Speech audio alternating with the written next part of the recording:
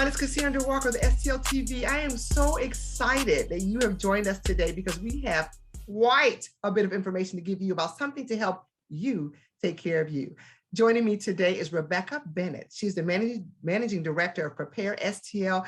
Welcome, Rebecca. Welcome to STL Television. How are you? I am well, thank you, Cassandra. Thanks so much for having me on today. You are welcome. I want to get a little background on what you do before we get into the real meat and bones of why we're here today. Can you tell us a little bit about Prepare STL and your mission?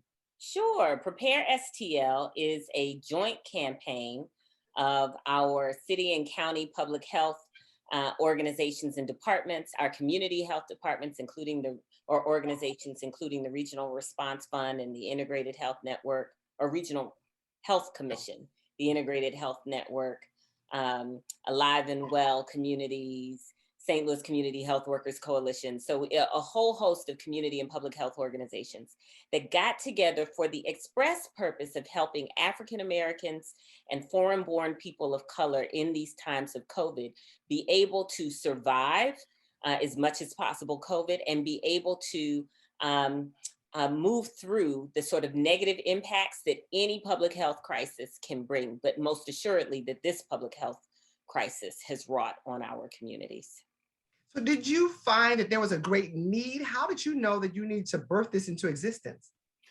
You know, I mean, here's the thing, that historic legacy of racism and discrimination, prevailing healthcare disparities that are experienced by people of color, all of those things already existed before the pandemic. And so it didn't take a rocket scientist to figure out that this new global public health crisis would disproportionately impact those who were already endangered by our systems and our structures, and by health and economic and social conditions that didn't support and sustain their lives. So, you know, we got together understanding that there would be a lot of concentrated damage and harm done if our institutions weren't intentional from the very beginning about making sure that these communities were able to prevail through this crisis. Well said, well said. You're absolutely right about that. And so that brings us to the Living Well Summit. So this, of course, is going to come from Prepare STL. Tell us about why you're having the Live Well Summit, and then we'll get into the when and who's going to be there and all of that. Sure. So, you know, we've spent the last year with everybody else having to deal with this most difficult of challenges, right? And our focus has been, we want to help you live, we want to help you survive. But the truth of the matter is that as we begin to pivot out of the immediate health crises from COVID, we're still in it, but as we begin to look to the horizon and see what's coming next, it's important for us to center in our work how to live well in the era of COVID. The truth of the matter, Cassandra, is that COVID isn't going to go away by a snap of fingers today or tomorrow. In fact, the Delta variant is here and is raging in Missouri right now, making us the worst state to be in right now because of the contagion of that particular strain of the virus. But if it's going to be here for a while, we need to start thinking about how do we live well with it, right? And that's the pivot in the conversation and the pivot in the work. So we want to help people think about how to experience joy and pleasure and how to cope with grief and loss that so many of us sustained, and how to engage in practices of self-care and wellness that increase our chances not only of survival, but of thriving in these times of turbulence and transition. And which is so important because we don't want to just survive, right? We want to live. We want to live. Yes, we want to thrive. So tell us what tools you're going to give us at the summit. How do we sign up and what can we expect when we come to the summit? Oh my goodness, any number of things. So number one, the way to sign up is to go to our website at www.preparestl.com. We want people to register through that website so that they are able to avail themselves of all of the different kinds of things that we're going to have. On Thursday night, we have an opening session that's July 15th. We've got an opening session where we'll introduce what community healing is, and we'll give people an opportunity online to hop in and out of rooms where they can try different healing practices. So it might be meditation or restorative yoga, or just the listening booth where we can talk about the issues of the day and what's happening, right? So we'll give Yes. people a little taste of that. And then on Friday, in person. So our offers are both in person and online. And we're going to have a celebration of joy, because you know what? We have survived. We have come this far, and not everybody did. And so we definitely want to acknowledge the gifts of life that we have. And we also want to commemorate those who did not make it with us, but we want to celebrate the gift of life. So we're going to have a drum circle and joy ceremony and a dance party out in the park, socially I love distanced. it. Turner We're Park. going to have a good time at Turner Park, indeed. And then Saturday is an opportunity to go to Delwood Park out in the county and get a chance to do some healing practices in person. So we're going to do radical forgiveness and body stretching and energy work and, all restorative yoga, all that good stuff for people to be able to do in person before they join us in the afternoon, when we have a whole host of workshops on self-love and coping with crisis and living through grief and all that stuff online for people to experience. I love that, Rebecca. I love it.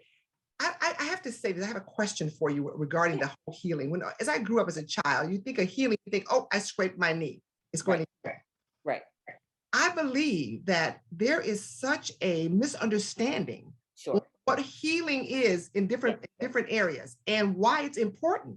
Because when I hear you say restorative yoga and healing practice and meditation, I get excited about that, because I know now as an adult, as a journalist, how important that is. But can you explain to our viewers what some of those terms mean and why we all need to heal ourselves so that we can be the best person we're supposed to be? Yes. Here's the thing, Cassandra. We all want to be whole and well to the best extent possible, or at least some aspect of us wants to be, right? And healing is simply a set of practices and behaviors that help us be as whole as we possibly can.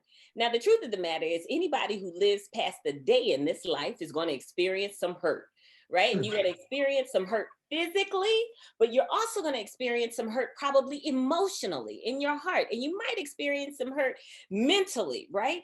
There are all these ways in which life can at times shake us up. And we need to have good practices. We need to have good community to help us be resilient, to help us face the things that hurt us and not be disabled by them, but instead be able to grow through them so that we may not only have life, but we may have life most abundantly.